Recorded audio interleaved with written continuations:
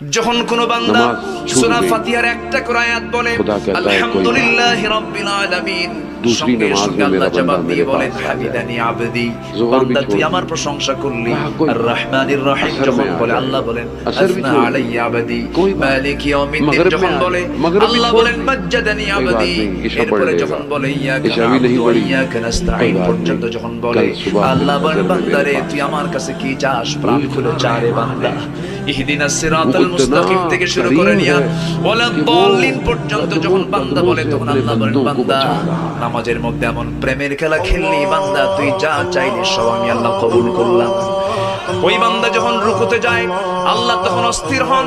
ওই বান্দা যখন সিজদায় যাওয়ার জন্য প্রস্তুতি নেয় সমস্ত ফেরেশতাকে ডাক দিয়ে বলো ফেরেশতারা এই বান্দাগুলো আমাকে দেখলো না, রাসূলকে দেখলো না, কোরআনকে দেখে হাদিসকে বিশ্বাস করে আমাকে খুশি করার জন্য তার সবচেয়ে সম্মানজনক